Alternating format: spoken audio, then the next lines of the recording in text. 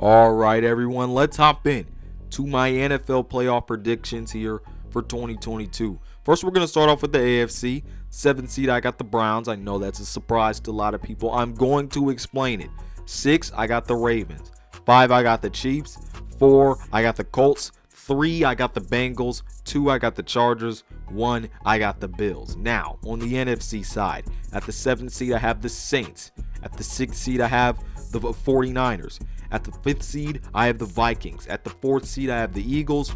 3rd seed, Packers. 2nd seed, Bucks. And then 1st seed, I have the defending champs, LA Rams, everyone. Now, first, I just want to explain this Browns pick right here. When I look at the Cleveland Browns, last year, with bad quarterback play with an injured Baker Mayfield, they still went 8-9.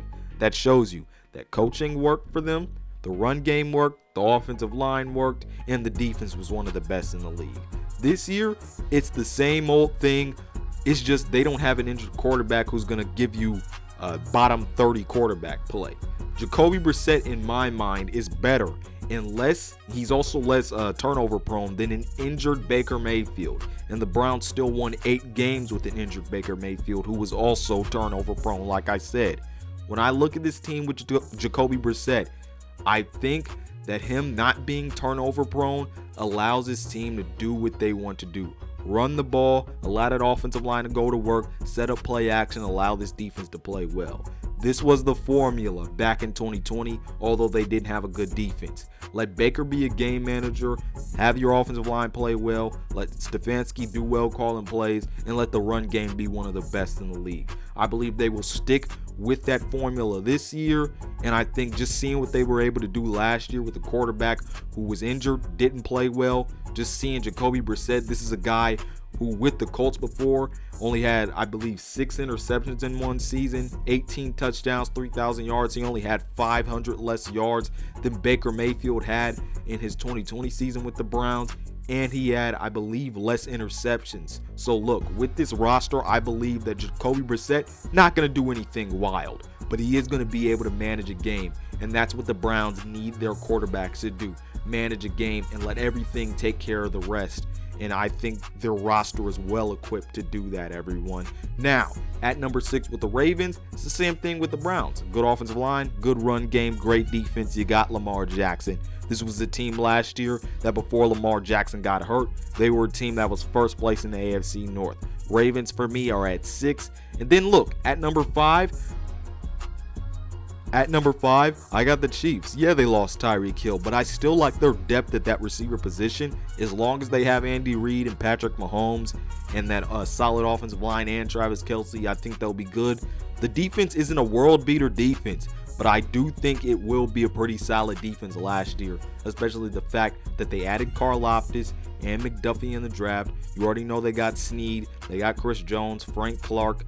We already know that, yeah, they lost Tyrann Mathieu, but they gained back Justin Reid, who obviously is not Tyrann Mathieu, but Justin Reid is a good safety in this league. So I like the Chiefs to still make the playoffs as long as they have Mahomes, Reid, and Kelce. At number 4, I do have the Colts. They will win the AFC South. I just think they'll be able to fire off on all cylinders this year. What they were missing last year is a pass game that was not mistake prone, a pass game that could actually really gain more yards, be a bit more explosive, and I think Matt Ryan provides that, along with just knowing what Jonathan Taylor is able to do. Matt Ryan was one of the best deep ball passers in the league last year, according to Next Gen Stats. I believe he was either the first or second best deep ball passer in the NFL last year. And then that defense is one that improved. It added Yannick Ngakoue and Stephon Gilmore. The defense was already good last year. The Colts are a team that I expect to be able to contend in the playoffs at the end in the AFC.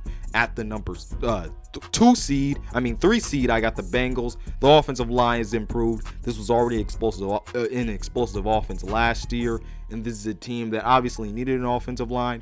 They got it. I expect the Bengals to be good with that offense and a defense that already looked pretty nice last year and is returning a lot of its players. Number 2, I got the Chargers.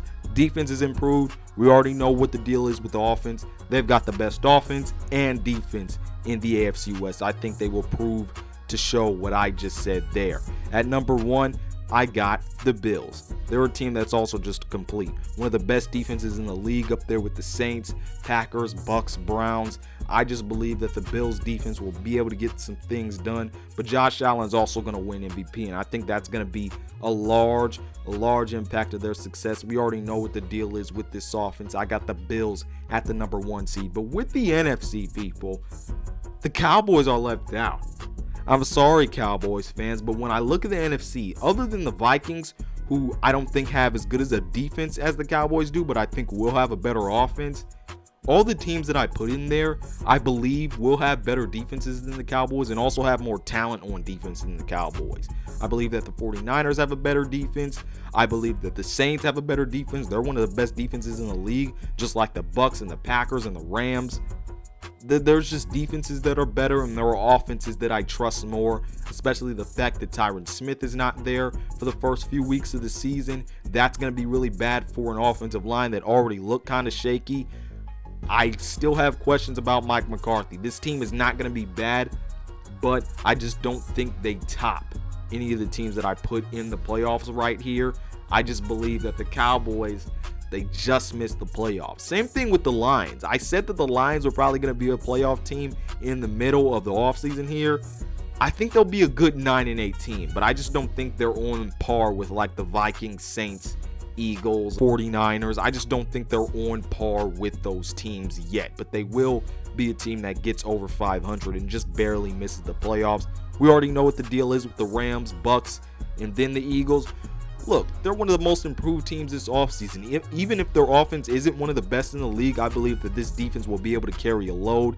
This run game is still going to be one of the best in the league, and I do believe that this passing game will improve with an offensive line that's also pretty solid. And then the Packers, yeah, they lost Devontae Adams, but look, you still got Aaron Rodgers. We know he can get the job done, but that defense is one of the best in the league. And then you look at that run game, you got to put full trust in that run game there. Dillon and Jones, I really do expect them to make some noise this year, and I believe that the Packers will still win the NFC North, and I still believe that they will be all right, everyone. I just don't think they're going to do anything big in the playoffs, but I do think they will get to the playoffs, everyone. But these are my NFC and AFC playoff predictions, everyone. Tell me what you think about it in the comment section below, everyone.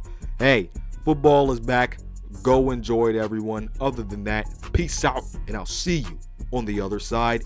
Enjoy the NFL season.